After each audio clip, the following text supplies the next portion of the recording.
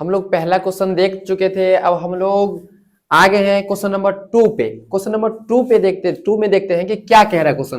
Question कह रहा है कि द्विघात बहुपद 6y² माइनस का 3 माइनस का 7y के शून्य को ज्ञात करें। किसको ज्ञात करना है? शून्य को ज्ञात करना है। आप सही देख रहे हैं कि शून्य को ज्ञात करना है। मैं बार बार कह रहा हूं, पहला क्वेश्चन में भी कहा था कि मैं जो कॉन्सेप्ट पे सवाल करवा रहा हूं मैं एक ही करवाऊंगा, क्योंकि वीडियो बहुत बड़ी हो जाएगी और दूसरा उतना तो टाइम है नहीं। अब हम क्या करेंगे कि एक सवाल इस कॉन्सेप्ट में बताएं, क्या चीज की शून्य ज्ञात करें। तो आप किताब खोले, क्वेश्चन बैंक खोले और इस क्वेश्चन को ढूंढे और शून्य ज्ञात करने वाले सारे क्वेश्चन को कर जाए, सारे क्वेश्चन को।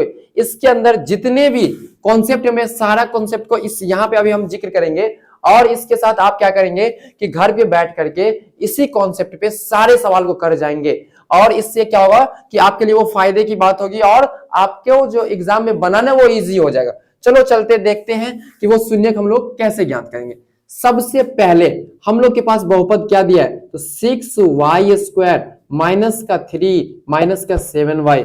बाबू एक बात आप याद रखें कि ये आपका क्वेश्चन हो गया, लेकिन द्विघात बहुपद का जनरल फॉर्म क्या होता है वो आपको पता नहीं पता सर। तो देखिए क्या होता है, तो द्विघात बहुपद का जनरल फॉर्म होता है बाबू ax² प्लस का bx प्लस का c। इसका मतलब सर जिस बहुपद का अधिकतम घात 2 उसको हम लोग द्विघात बहुपद कहते हैं, तो ये इसका फॉर्म हो गया। लेकिन आप देखेंगे तो ये डिसेंडिंग ऑर्डर में 2 के बाद इसके पावर में 1 है या नहीं? हाँ सर है। तो इसी तरह इसमें देखेंगे तो 2 के बाद 1 नहीं है। तो सबसे पहले इस बहुपद को हम लोग जनरल फॉर्म में क्या करेंगे, सजा लेंगे, उसको इस टाइप के बना लेंगे। अब देखेंगे कैसे बनाएंगे, तो ये जो चर है ये चर के पास आ जाएगा, ये अचर साइड में चल जाएगा। तो सर 6y² माइनस का 7y माइनस का 3, जैसे ही कहेगा शून्य ज्ञात करने के लिए वैसे हम लोग 0 लगा देंगे। इतनी बात समझ में आई क्या? सर आ गई। आगे देखो, अब सबसे पहले शून्य के निकालने के लिए सबसे पहले हम लोग पहला को और अंतिम वाले को, जिसको हम लोग बोलते हैं 6 को बोलते हैं सर y² का गुणांक और 3 को बोलते हैं हम लोग अचर पद। तो सबसे पहले वाले को और लास्ट वाले को गुना करेंगे तो कितना हो जाएगा, 6 त्रिका 18। अब ये जो गुना करके आया है इसको ऐसे 2 भागों में तोड़ेंगे जिसको जोड़ने या घटाने से हमको बीच वाला भाग आ जाए। कौन सा भाग आ जाए बाबू? बीच वाला। तो सबसे पहले इस 18 का अभाज्य गुणनखंड करो, तो सर 2 9 18 3 तिया 9। हमको लाना कितना है, तो सर हमको लाना है 7 आएगी क्या, तो सर आ जाएगी 9 में से यदि हम लोग 2 को घटा दे रहे हैं तो 7 आ जाएगी। लेकिन याद रखिए हम लोगों को माइनस का 7 लेना है, तो 9 का जो साइन होगा वो माइनस और 2 का जो साइन होगा वो प्लस। सर माइनस प्लस जो होता है वो माइनस होता है और चिन्ह किसका होगा, बड़ा का, तो -7 आ जाएगा। तो सर 6y² माइनस का 9y प्लस का 2y माइनस का 3 इक्वल टू का 0। क्या इतनी बात समझ में आई?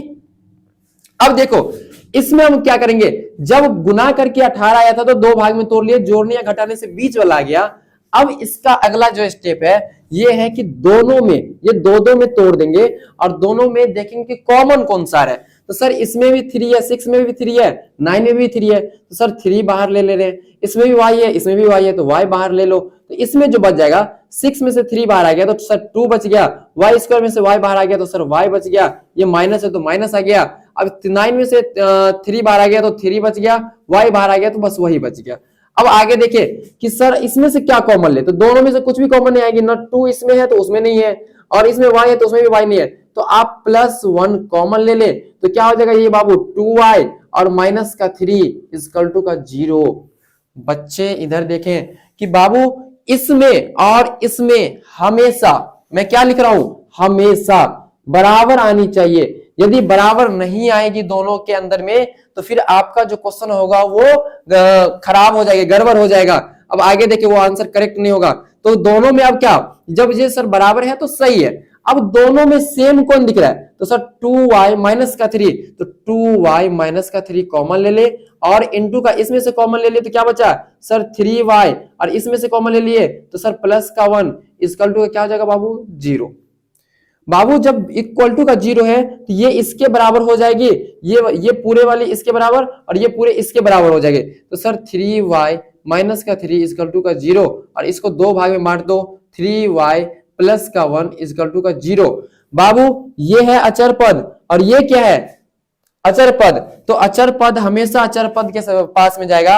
आप एक सॉन्ग सुने होइएगा, कौन सा सॉन्ग, तो आप सुने होइएगा कि मैं किसी और का हूं फिलहाल कि तेरा हो जाऊं। ये 3 जो है वो 0 से कहता है कि मैं किसी और का हूं, मैं अभी 3 के साथ में हूं, लेकिन मैं चाहता हूं कि मैं आपके पास आ जाऊं। तो ये 3 की ये जो 3 उधर जाएगा तब ये क्या करेगा बाबू, 3 तो पहले से कौन है यहाँ पे 3y, ये -3 जो उधर जाएगा तो जैसे ही जाएगा तो वो अपना साइन चेंज करके जाएगा, तो ये माइनस है उधर जाएगा तो प्लस का 3 हो जाएगा।